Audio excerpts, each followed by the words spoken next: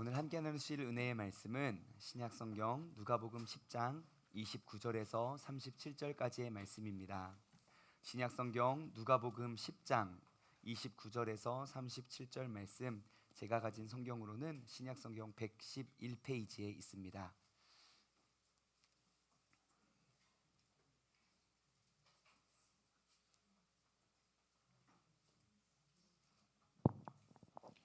그 사람이 자기를 옳게 보이려고 예수께 여짜오되 그러면 내 이웃이 누구니이까?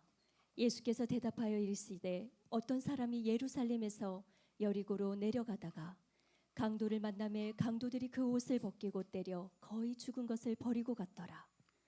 마침 한 제사장이 그 길로 내려가다가 그를 보고 피하여 지나가고 또 이와 같이 한 레위인도 그곳에 이르러 그를 보고 피하여 지나가되 어떤 사마리아 사람은 여행하는 중 거기 이르러 그를 보고 불쌍히 여겨 가까이 가서 기름과 포도주를 그 상처에 붓고 싸매고 자기 짐승에 태워 주막으로 데리고 가서 돌보아 주니라.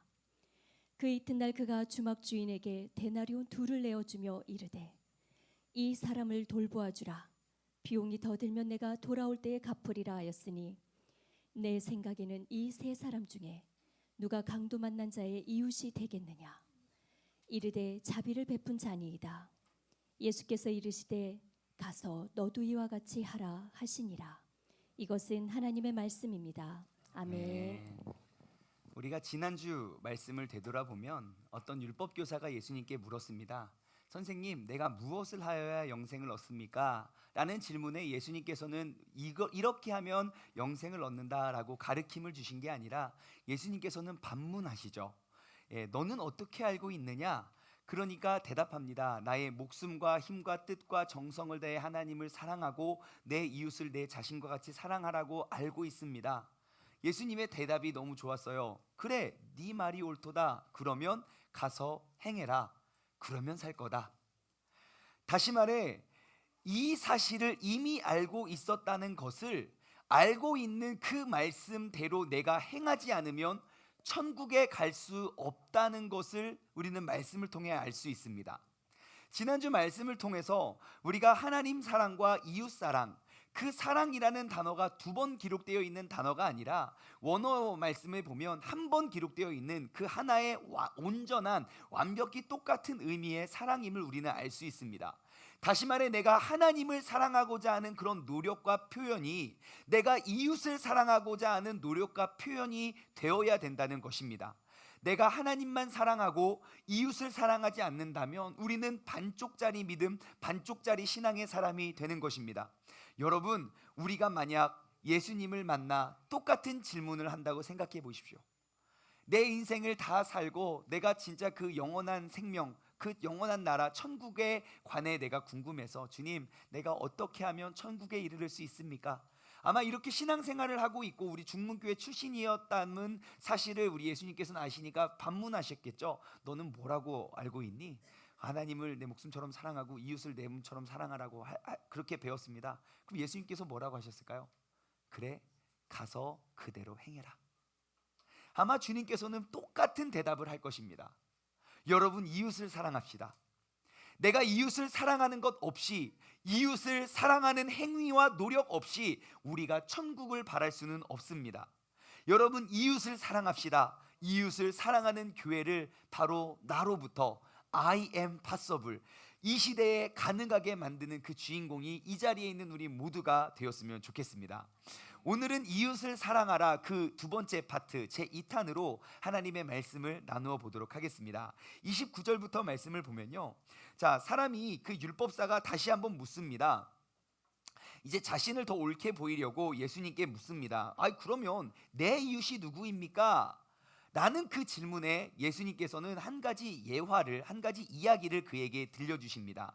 우리가 많이 알고 있고 지금 성경 본문을 통해서 우리가 나누어 보았던 것처럼 지금 한 사람이 지금 예루살렘에서 여리고로 이동하던 중에 강도를 만났습니다. 자, 근데 예루살렘과 여리고의 지형적 특징은요, 예루살렘은 해발 760m에서 800m의 고지대 지역입니다. 그리고 여리고는 해발 230m, 즉 낮은 곳입니다. 다시 말해 800m에서 200m로 내려오는 길이라면 그게 반듯한 평평한 들길이었을까요? 꼬불진 산길이었을까요? 산길이라는 거죠. 그래서 예루살렘으로부터 여리고까지 이르는 그 거리는 36km. 가깝지 않습니다. 36km 정도 되고 길이 가파르고 양 옆에는 암석들로 많이 가려졌습니다. 길이 가파르고 암석들이 많고 내가 숨을 곳이 많다는 말은 무엇을 말합니까? 주변에 강도들이 많이 일어나는 곳이라는 것이죠. 그래서 도둑들이 많이 출몰하는 곳이 예루살렘에서 여리고로 행하는 길이었습니다. 그런데 그곳에 한 사람이 강도를 맞았습니다. 옷을 다 벗겨진 채 죽을 만큼 맞고 버려졌습니다. 그 버려진 모습을 보고 제사장, 즉 저와 같이 목사님이나 종교 지도자인 사람이 그를 보고 어떻게 합니까? 피하고 지나갑니다. 그를 보고 31절이죠. 한 제사장이 그 길로 내려가다가 그를 보고도 피하여 지나가고, 그리고 한 레위인은 어떤 사람입니까? 구약 성경에 하나님이 12지파로 나누시죠. 그 중에 지파에게 그 지파의 수와 크기에 따라서 땅을 떼주고 그리고 일하고 관리해서 11조를 내라 이런 규율을 다 줬어요. 레위 지파에게는 땅을 떼주지 않았습니다. 일도 주지 않았습니다. 레위 지파가 해야 할 일은 하나님의 성막과 성전을 지키고 보존하고 성전을 위해서 매일 찬양하고 예배드리는 게 레위 지파의 일이었습니다. 다시 말해 그 레위 족속들은요, 내가 무슨 일을 하는 게 아닙니다. 항상 어려서부터 말씀에 율법에 흠이 없고 티가 없었던 그런 온전한 사람입니다. 레위 사람이 그곳을 지나가다가 어떻게 합니까? 또 이와 같이 한 레위인도 그곳에 이르러 그를 보고 피하여 지나가되, 왜 그렇게 믿음이 좋다는 제사장도 그리고 그렇게 어려서부터 율법에 흠이 없다 자랑할 수 있는 레위인도 그것을 보고 지나갔을까요? 여러분 왜 피했을까요? 무서워서. 예, 맞아요. 무서워서 피했겠죠. 예, 그 사람들 믿음이 약해서가 아닙니다. 그 사람들이 율법을 이 계명을 몰라서가 아닙니다. 무서웠어요. 첫 번째 우리가 두 가지를 생각해 볼 수 있는데, 첫 번째는 나 자신도 강도를 만나게 될지 모른다는 두려움에, 지금 빨개 벗겨서 막 온몸에 피투성기가 돼서 시체처럼 죽어있는 그 사람을 딱 보고 불쌍해 라고 생각이 드는 사람도 있는 반면, 딱 보고 나도 당할 수 있겠구나 라는 두려움이 앞서는 사람이 있다는 것입니다. 저는 어려서부터 이렇게 장난치는 걸 되게 좋아했어요. 그래서 주님께서 제게 주신 모든 지식과 지혜와 그 창의력을 다 동원해서 저는 장난치는데 정말 전심을 다했습니다. 제가 장난친 이야기들을 막 가르쳐주고 싶은데 여기 애들이 있어가지고 따라할까봐 제가 이게 차마 말을 다 못 드리는 것 좀 양해를 부탁드립니다. 두 가지를 말씀드리면, 하나는 제 친구 초등학교 2학년 때일 겁니다. 아마 그 우재화라는 친구예요. 재화, 요즘 어떻게 지내는지 궁금한데, 아무튼 재화라는 친구하고 저랑 이제 그 집에 놀러 갔는데 할 게 너무 없는 거예요. 심심해가지고 집 앞에 있는 놀이터에 갔습니다. 그러니까 요즘과 같이 이제 낙엽이 막 떨어질 가을 날이었어요. 그래서 딱 보니까 요즘에는 길거리에 강아지의 그 응가가 많지 않습니다. 그렇죠? 왜냐하면 그거 그냥 싸고 가면 안 치우면 벌금 내고 그러잖아요. 근데 옛날에는 길거리에 진짜 동네 강아지들이 되게 많았어요. 다시 말해 동네에 그냥 버려져 있는 그런 개 응가들이 되게 많았어요. 그래서 그거를 딱 보고, 응가를 보고 친구랑 딱 눈이 마주쳤어요. 그리고 우리는 많은 설명한 거 하지 않고 가서 땅을 파기 시작했죠. 뭐예요? 함정을 파는 거예요. 그래서 땅을 판 다음에 거기에 그 나무 2개로 해서 그 응가를 거기다 잔뜩 집어넣고 얇은 나뭇가지를 올리고 그 낙엽을 뿌렸습니다. 그리고 나서 우리는 그 자리에서 피해 저 멀리서 계속 기다리고 있는 거죠. 이렇게 보고 제발 와라 사람아 등장하라, 그곳을 지나가라. 그래서 그 사람이 그 함정에 빠지는 것, 넘어지는 것이 즐거운 게 아니라 그 똥을 밟고 하는 걸 너무 기다리고 애타게 한참을 기다렸는데 날씨는 춥고 사람이 안 지나가는 거예요. 우리가 사람 많이 지나가는데 함정을 팠었어야 되는데 너무 낙엽이 많은 곳에 함정을 파가지고, 그래가지고 포기하고 들어갔습니다. 들어가가지고 이렇게 집에서 또 다른 거 하고 있는데 갑자기 우리 재화의 동생이 울면서 들어오는 거예요. 왜 그래? 누구 때문에 그래? 나 똥 밟았어. 그때 저하고 재화하고 또 어디서? 여기 앞에서 똥 밟은 애가 그 동생이 되었다는 거죠. 야, 세상에. 아, 되게 재밌습니다. 이렇게. 근데 세종은 이렇게 다 팔 땅이 없어요, 그죠? 좀 안타까운데. 또 한 가지는 뭘 했냐면 이것도 되게 아마 여러분들도 많이 해본 분들 계실 겁니다. 시골길 이렇게 걷다 보면 강아지 풀 있죠? 강아지 풀 이렇게 설 송송송 나는 강아지 풀을 하나 뽑아가지고요. 앞에 가는 사람 뒤에 목덜미를 이렇게 하고 이렇게 하는 겁니다. 그거 아시죠? 그러면 막 이래요.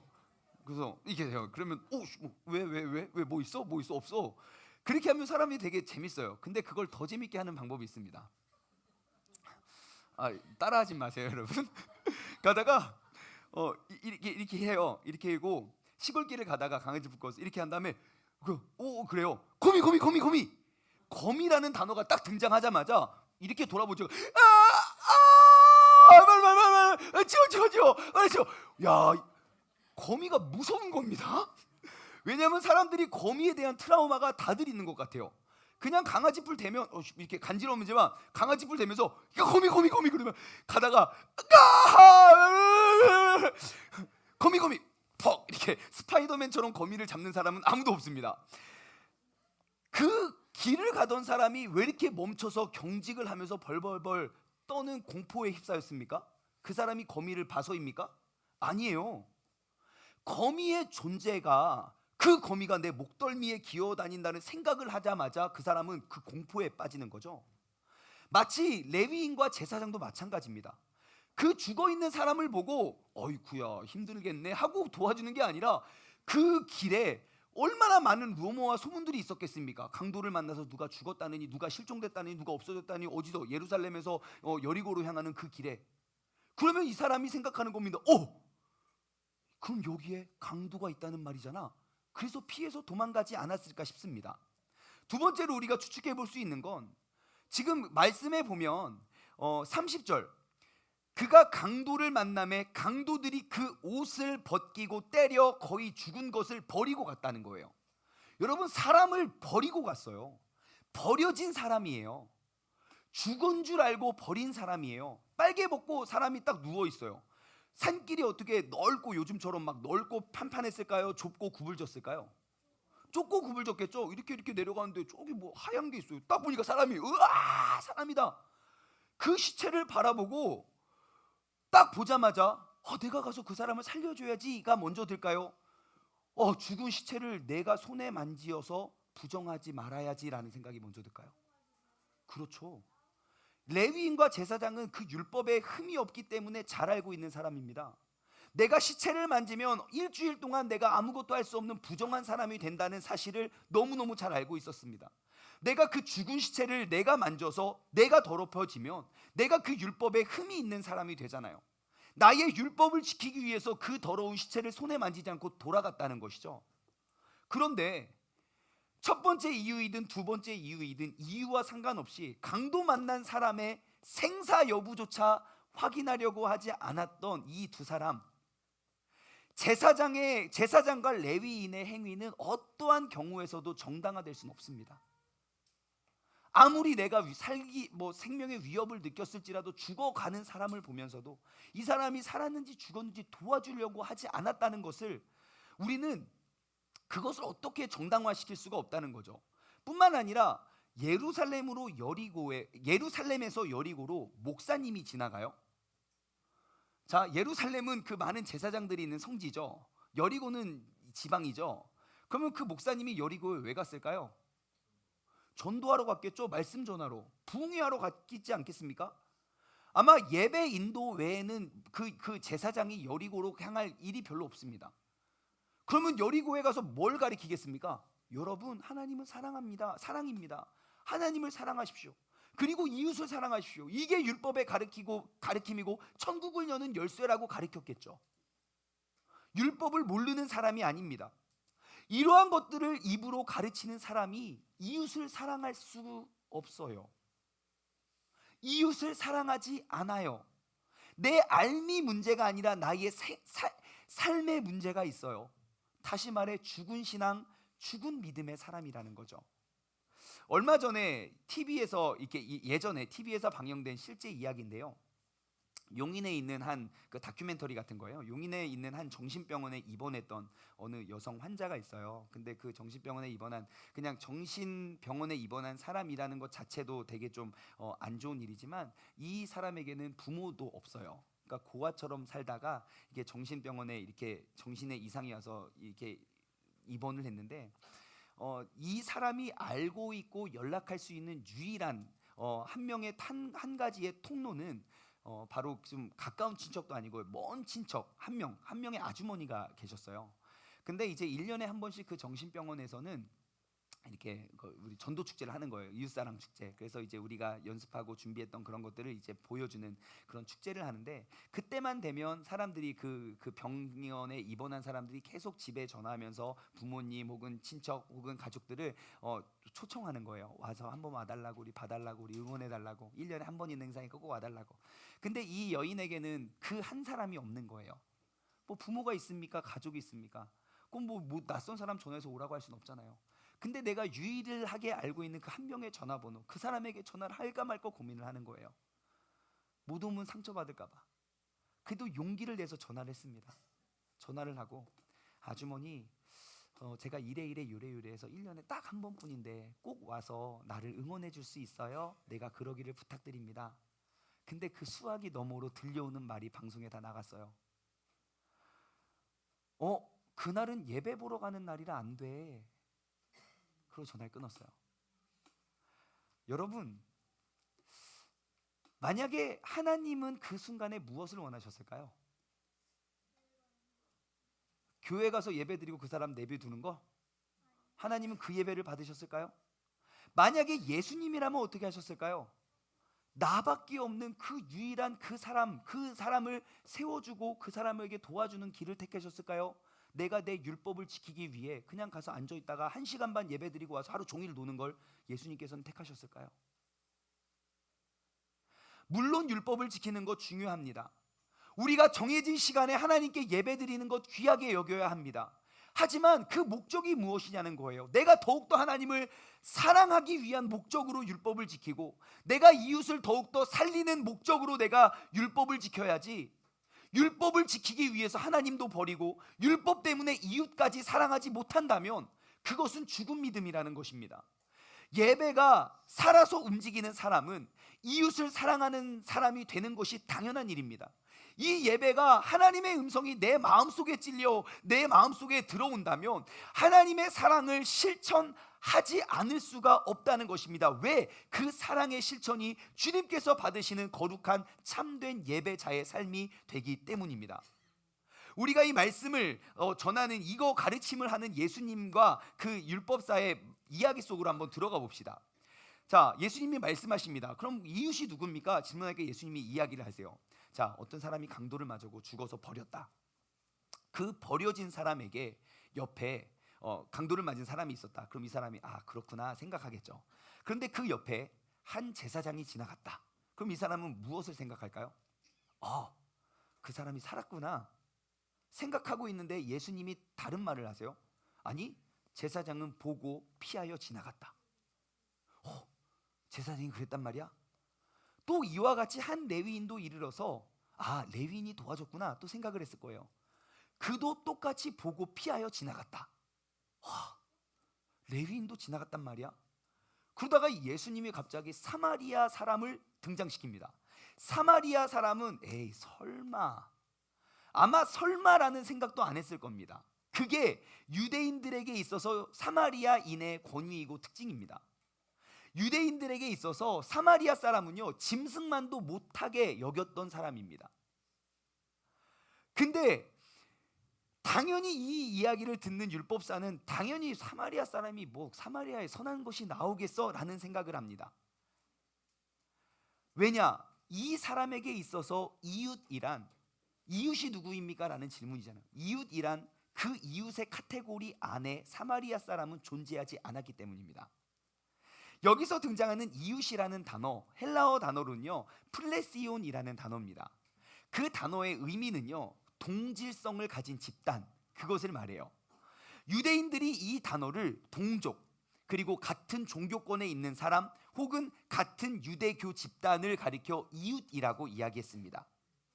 배타적인 바리새파 사람들은요, 사마리아 사람들이나 이방인들을 내 이웃의 범주에 넣지 않았어요. 내 이웃을 사랑하라. 그러니까 내가 알고 있는 사람들, 그 유대인들만 사랑하는 게 계명이라고 생각했어요. 당시 유대인들은요, 누구나 율법에 기록된 이웃을 사랑하라는 걸 다 알고 있었습니다. 하지만 그들이 알고 있는 그 이웃의 범위가 예수님이 가르쳐 주시는 이웃과 이 사람이 알고 있는 그 범위가 달랐다는 거죠. 이 사람들은요, 내가 사랑해야 할 대상이 그 중에 이방인은 제외시켰어요.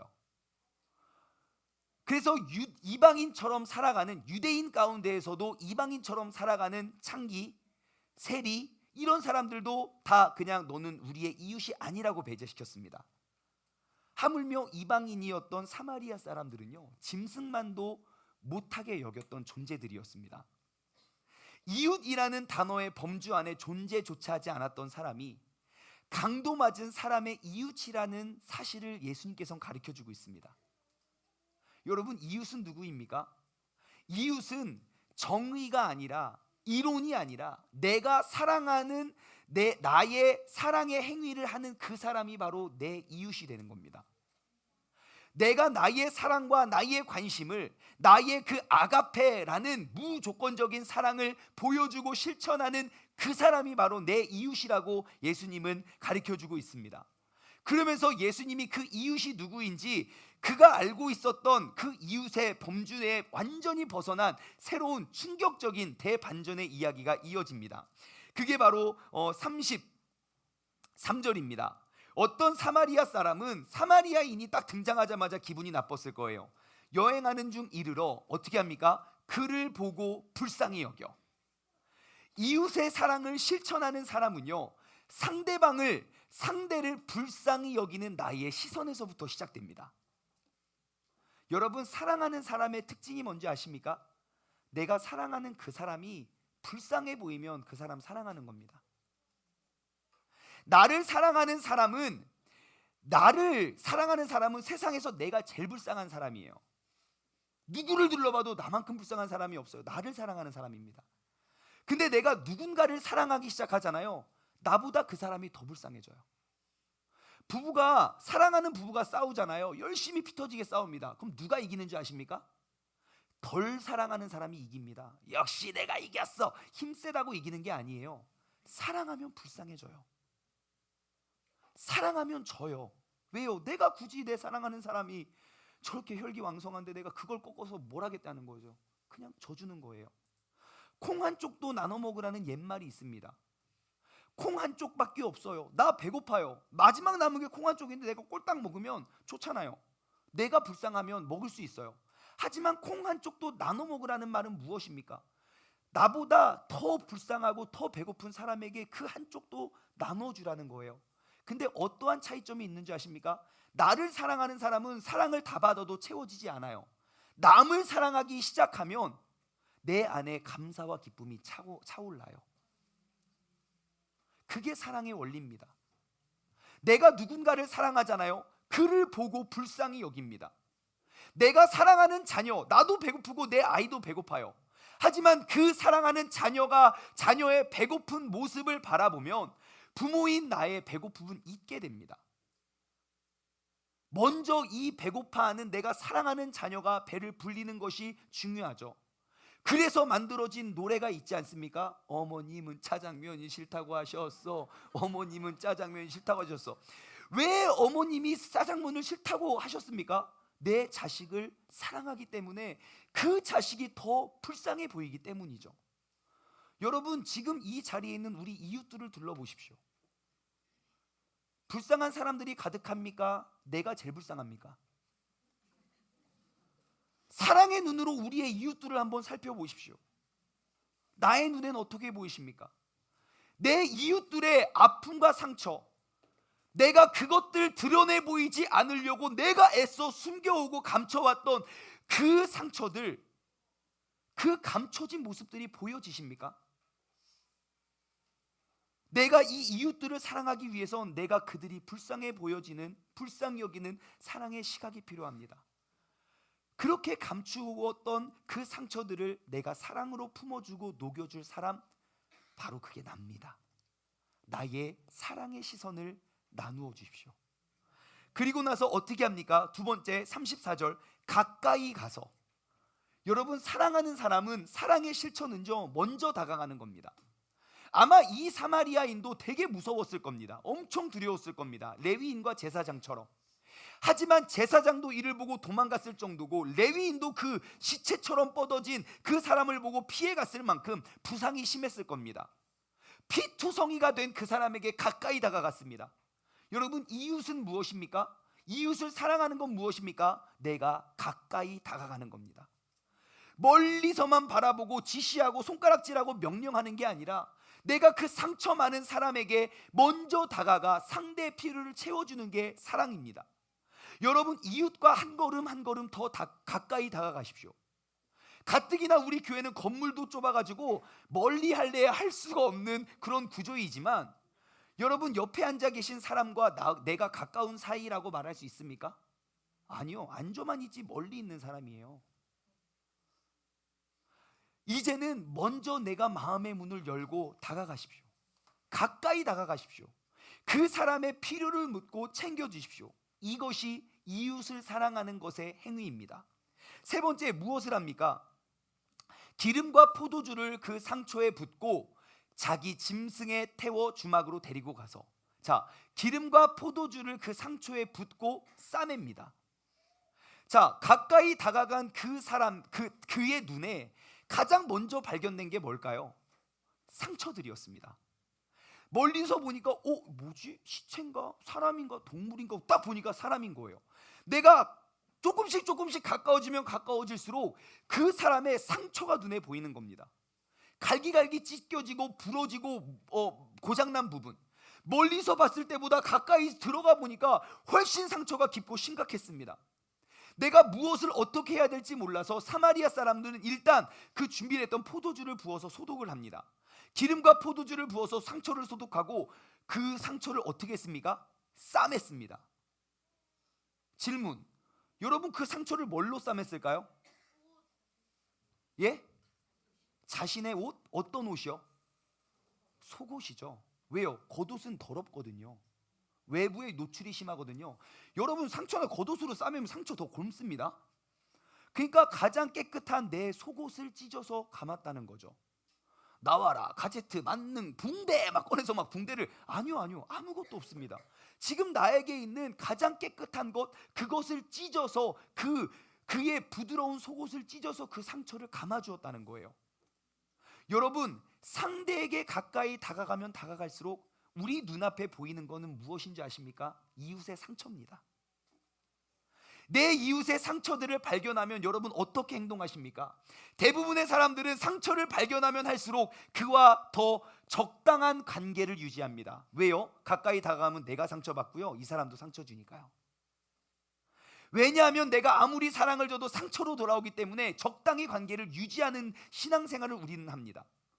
상처가 많은 이웃을 대처하는 방법, 적당한 거리를 유지하는 게 아닙니다. 그 상처를 알면서도, 그 상처를 알고도 더욱더 많은 상처를 발견하면 할수록 내가 한 걸음씩 더 가까이 다가가는 것, 그에게 다가가 나의 있는 것으로 그의 상처를 감싸주고 나의 속옷이라도 찢어 그의 상처를 안아주는 것이 바로 상처 입은 사람들, 그 영혼들에게 대하는 우리의 행동이 되어야 됩니다. 교회에서 보면 다투고 싸우는 경우가 많아요. 예전에는 굉장히 친했는데 친하지 않게 지내는 분들이 계세요. 집사님, 저분과 왜 이렇게 틀어졌어요? 아유, 말도 마세요 목사님, 저 사람 상처가 엄청 많아요. 예, 상처가 엄청 많기 때문에 우리가 다가가야 됩니다.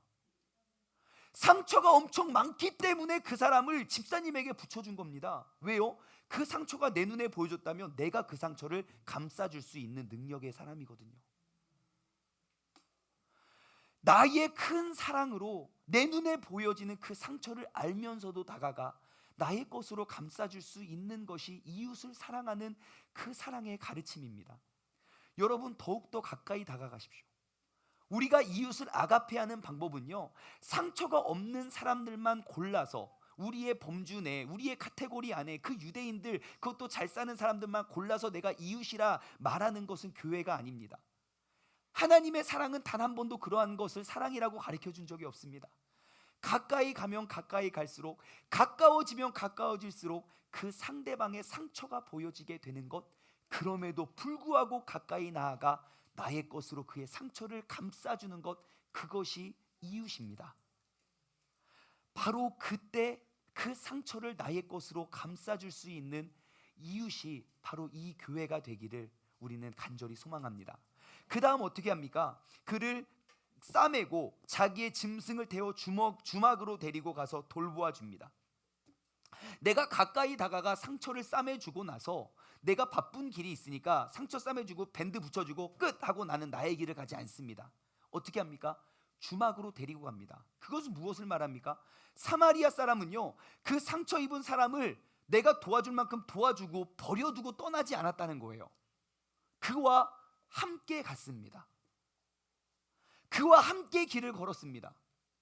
야, 적당히 내 사랑 주고 내가 도와줬으니까 난 간다잉, 알아서 해, 그게 아니고요, 그 사람이 치유될 수 있도록 내가 그와 같은 길을 갔다는 거예요. 내가 가야 될 길이 있지만 이 사람을 위해 내가 길을 돌렸다는 거예요. 이웃은요, 내가 사랑해야 될 그 이웃은요, 내가 적당히 도와주고 나의 길을 가는 사람이 아닙니다. 그 사람이 치유될 때까지 내가 그와 함께 주는 것이 이웃을 사랑하는 것입니다. 내가 그와 함께 길을 걸어갈 때 그의 상처는 치유되는 줄 믿습니다. 아프지 않은 내가 상처 입은 이웃을 발견했다면, 지나가는 길에 나의 인생길에 그러한 이웃을 발견했다면 여러분, 그와 함께 걸어줄 수 있는 이웃이 되어주시기 바랍니다. 상처 입은 자들을 이끌어 주십시오. 내게 받은 그 사랑을 나눠 주십시오. 바로 그때 나의 힘과 능력이 아닌, 나는 할 수 없지만 내가 그 사람, 나보다 더 아픈 사람을 위해 내가 사랑을 쏟아붓는 바로 그 순간 내 안에서 살아서 역사하시는 하나님의 크신 사랑을 우리는 체험하게 되는 줄 믿습니다. 그리고 나서 어떻게 합니까? 35절, 그를 데리고 나서 돌봐주고 그 이튿날입니다. 하루가 지났습니다. 반쯤 죽어있는 그 사람을 옆에 두고 그 사마리아 사람들이 밤새 뭐 했을까요? 예? 돌봐줬겠죠.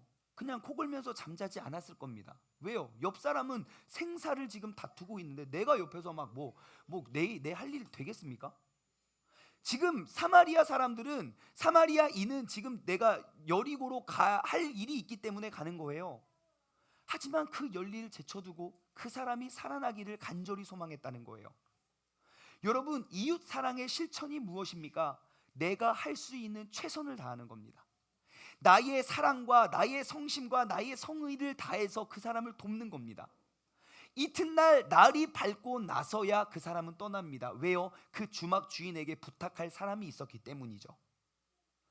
분명히 바쁜 일정이 있었을 겁니다. 바쁜 여정 속에 이웃을 위해 시간과 열정을 허락해 주는 것이 예수님께서 우리에게 가르쳐 주고 있는 사랑입니다. 예수님께서 심심하고 할 일이 없어서 이 땅에 와서 나 같은 죄인 살려주신 게 아닙니다. 정말 할 일 많지만 나를 살리는 그 일이 그렇게 중요했기 때문에 나를 살리기 위해 이 땅에 오셔서 십자가에 달리신 줄 믿습니다. 나의 시간과 나의 열정으로 인해 한 영혼이, 한 인생이 달라질 수만 있다면 우리는 그를 보고 결코 무시할 수는 없습니다. 돌보아 주십시오. 내 주변에 아파하는 사람들을 돌보아 주십시오. 내게 있는 사랑으로 최선을 다해 나누어 주십시오. 이것이 사랑, 이웃을 사랑하는 사랑의 실천입니다. 그리고 나서 무엇을 줍니까? 그 주인에게 2데나리온을 줍니다. 데나리온 둘.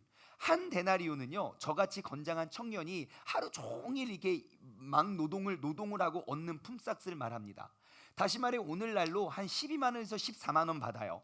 좀 기술이 있으면 20만 원에서 30만 원 받아요. 그냥 12만 원으로 잡고 2데나리온을 주고 주인에게 주고 떠났다는 건 얼마를 줬습니까? 24만 원 정도 이 사람을 돌봐주라고 주고 떠나요. 자, 그러면 우리가 지금 몰랐던 게 뭐냐면 오늘날 우리의 호텔 비용을 우리는 생각을 해요. 그죠? 예, 그러면 우리 24만 원 주고 그냥 호텔에 묵혀놓고 가면 그럼 며칠 있겠습니까? 예, 그리고 내가 돌아와서 더 밀린 돈이 있으면 내가 드리겠습니다라고 부탁을 하죠. 근데 2000년 전에 그 땅에 그 숙박비 물가가 얼마였을지 우리는 잘 생각을 하지 않습니다. 여러분, 역사가 폴리비우스에 의하면요, 지금 동시대에 이탈리아에서 하루 숙박비가 얼마였냐? 그 동시대에 그 이탈리아 화폐로 32분의 1 데나리온이었어요. 다시 말해 두 데나리온을 줬다는 말은 얼마치 숙박비를 준 거예요? 2달치요, 2달치. 2달치 숙박비를 주고 떠난 거예요. 왜요? 사마리아인이 돈이 남아 돌아서요? 아니죠. 내가 지금 가서 해야 할 일이 있지만 내가 할 수 있는 최선을 다해 주고 가는 겁니다. 여러분, 이것이 이웃을 향한 아가페입니다. 이 2데나리온이 나에게 있다면 나는 조금 더 편안한 삶을 살겠죠. 하지만 이 2데나리온이 이 사람에게는 목숨이 달려 있다는 것을 알았습니다. 그래서 기꺼이 2데나리온을 내어줄 수 있었다는 것입니다. 제가 추측해 보건대 이 사람이 2데나리온을 주고 뭐라고 합니까? 돌봐주세요. 내가 돌아오는 길에 필요하면 더 드리겠습니다. 그러죠. 그 말은 제가 봤을 때 이 사람은 전 재산을 다 바치지 않았나 싶습니다. 내게 있는 게 2데나리온이니까 그거를 다 주고 내가 가서 일해서 돈을 벌어 오는 길에 내가 돈을 추가로 드리겠다는 말이 아닐까 싶어요. 여러분, 이것을 바라보고 초대교회의 모습을 한번 보십시오. 나의 있는 것들을 서로 나누고 내게 있는 것들을 팔아서까지 필요한 사람을 나눠주었던 초대교인의 모습이 이해가 되죠. 이웃을 사랑한다는 게 이제 뭔지 아시겠죠? 대한민국의 초대교회 역사를 한번 보십시오. 그들도 나의 것들을 나누어 내가 이웃을 하나님께 축복받고 하나님의 사랑을 받기 위해 내가 사랑하는 것처럼 이웃을 그처럼 사랑했던 그러한 사랑이 회복되어질 때 우리 이 시대는 더욱더 아름답고 행복해지게 될 줄 믿습니다. 바로 우리가 그런 교회를 회복시켜 내야 할 줄 믿습니다. 그래서 그가 떠납니다. 그리고 36절 마지막으로 예수님이 묻죠. 누가 강도 만난 자의 이웃이 되겠느냐? 예수님의 질문의 의도가 무엇입니까? 지금 이 사람이 물어본 건 뭡니까? 내 이웃이 누구입니까? 라고 물어봤어요.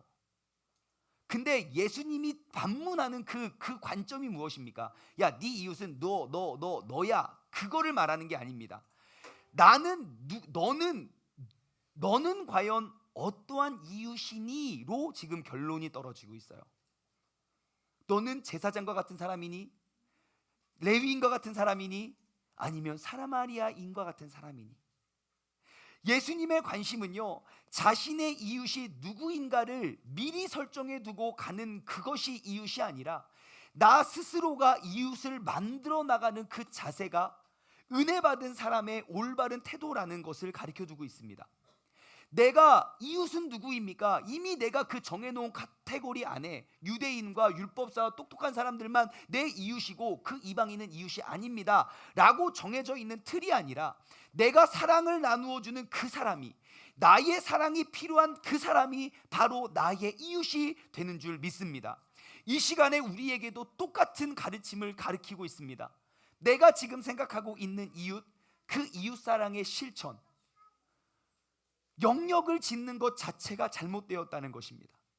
나에게 유익을 주고 나에게 이익이 되는 사람만, 나와 성격이 맞고 나와 가까운 사람만 내가 이웃이라 말하고 그들에게만 내가 사랑을 준다면 우리는 하나님의 말씀 오해하고 사는 겁니다.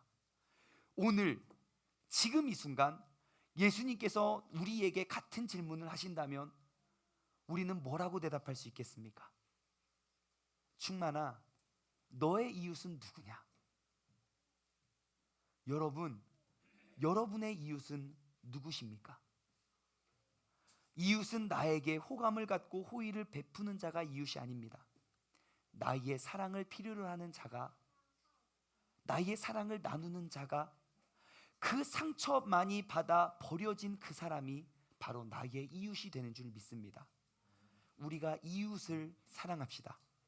마지막으로 37절 예수님이 질문합니다. 야, 그래서 너는 누가 이웃이라고 생각하냐? 그러니까 그 율법사가 대답을 하죠. 원래 뭐라고 대답해야 됩니까? 사마리아인입니다 라고 대답을 해야 돼요. 근데 율법사가 뭐라고 대답하죠? 자비를 베푼 자니이다 그래요. 대답을 회피해요. 왜요? 난 여태까지 그를 이웃이라고 생각해 본 적이 없거든요. 나는 지금도 그를 이웃으로 여기고 싶지 않거든요. 내 입으로 차마 사마리아인이 내 이웃입니다 라고 내가 고백할 수 없거든요. 예수님께서는 이 비유를 통해서 지금 가리키고 있는 것, 민족적, 인종적 제한을 두고 유대인들의 이웃의 개념을 깨고 있는 겁니다. 오늘날 우리의 믿음 생활도 마찬가지 아닙니까? 내가 친하고 가깝고 편안한 사람만 내 이웃이고 우리가 아름다운 교회를 이루어가는 그런 공동체라고 우리가 생각하고 있잖아요. 상처가 많은 사람일수록 멀리하고 가까이 하지 아니하고, 그러한 생각을 깨뜨리시며 주님은 물어보십니다. 그리고 주님께서는 말씀하십니다. 마지막 가르침, 그리고 처음 가르침 무엇입니까? 28절과 37절에 기록되어 있는 거죠. 가서 너도 이와 같이 해라. 가서 너도 이와 같이 해라.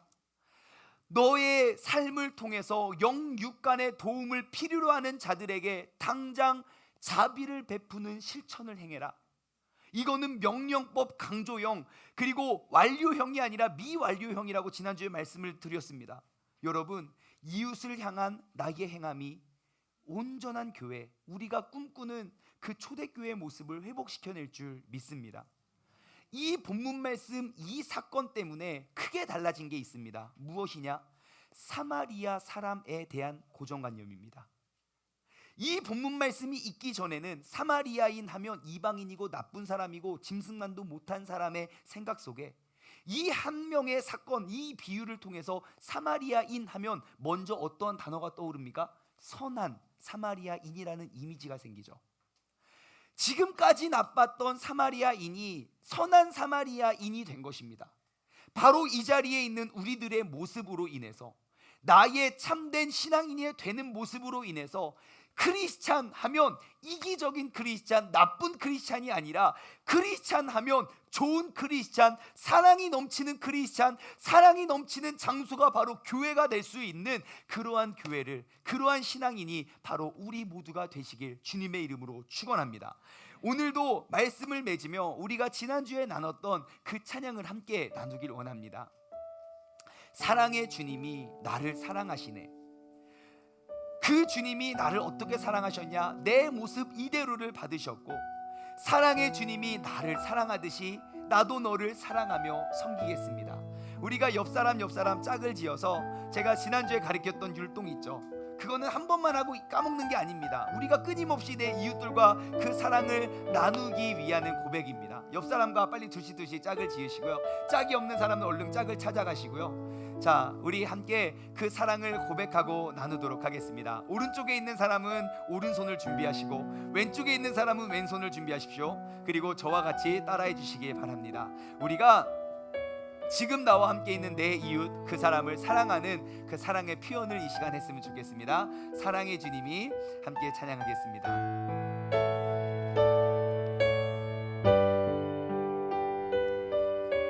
사랑의 주님이, 사랑의 주님이 날 사랑하듯이 내 모습 한 사람씩 이대로 받으셨네. 사랑의 주님이 날 사랑하듯이 나도 널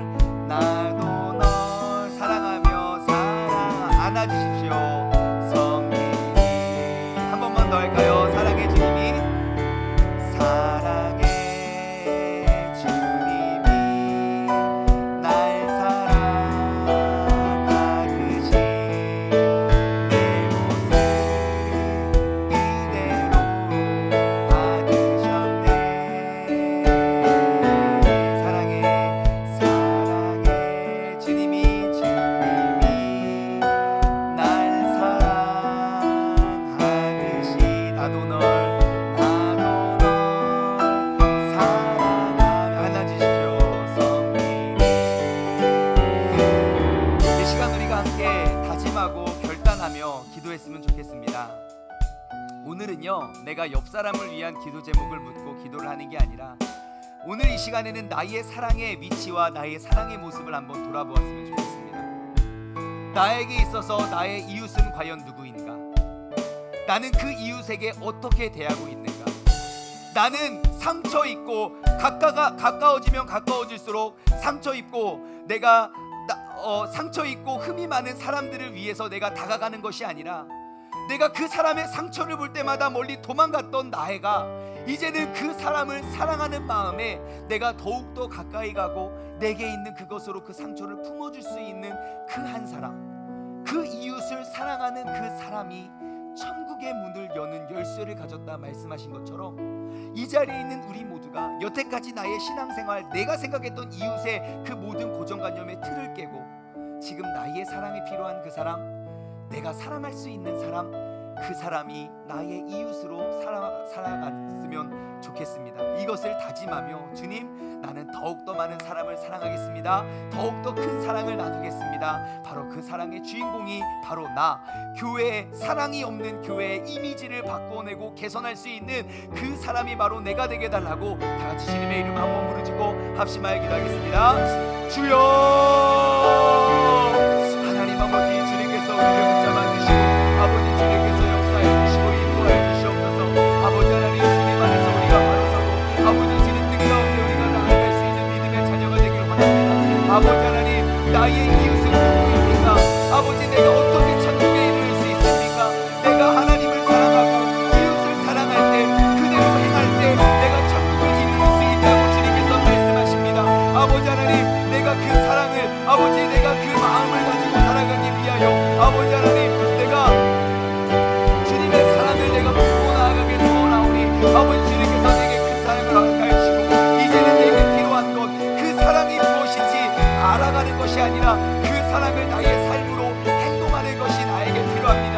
주님께서 우리에게 똑같은 것을 말씀하신 겁니다. 가서 너도 이와 같이 하라. 가서 이를 행하라. 그리하면 살리라.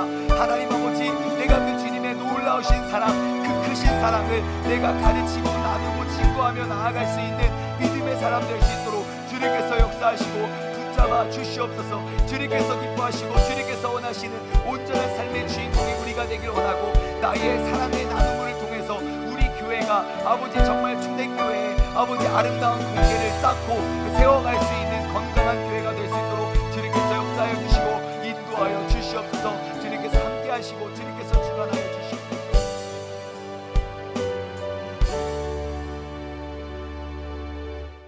하나님 아버지, 감사합니다. 이 시간 우리가 주님 앞에 찾아 나와 예배를 드리는 것은 나의 뜻과 나의 의지와 나의 생각과 나의 고정관념을 주님께 주입시키기 위해서 나온 게 아닙니다.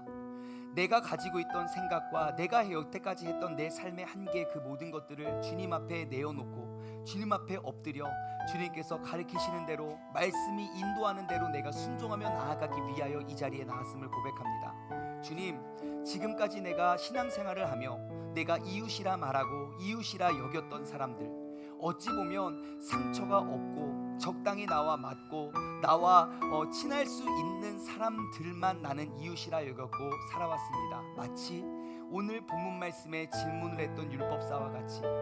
하지만 나는 이제 사마리아인일지라도, 분명히 나의 이웃의 카테고리에는 없을지라도 상처받고 흠이 많고 아파하는 그 사람을 발견하여 먼저 다가가 그를 돌보고 불쌍히 여겨 상처를 안아주고 품어주고 그에게 사랑을 나누어 주었던 사람이 되었던 것처럼, 오늘 내가 바로 그 사랑의 주인공이 되게 하여 주시옵소서. 이 한 사람의 선한 사마리아인의 비유를 통해서 사마리아인의 이미지가 달라졌던 것처럼, 바로 나 한 사람, 모두가 임파서블이라 말하는 그 사실을 I am possible로 바라보는 나 한 사람의 그 크신 사랑, 그 큰 사랑으로 인해서 이 교회 성도, 그러한 단어가 떠오르면 정말 사랑이 가득하고 사랑이 가득한 모습을 우리가 가르쳐 줄 수 있는 우리 모두가 될 수 있도록 바로 우리가 그 주인공이 되게 하여 주옵소서. 이제는 우리 주 예수 그리스도의 은혜와 아버지 하나님의 무한하신 사랑하심과 성령님의 교통하심이 하나님 예수님께서 우리에게 말씀하여 주시고 가르치시는 그 사랑을 실천하여 내 이웃을 사랑하기를 행하기를 원하는 사랑하는 우리 세종 중문 가족들 머리머리 위에 이제로부터 영원토록 함께 하시길 간절히 축원하옵나이다. 아멘.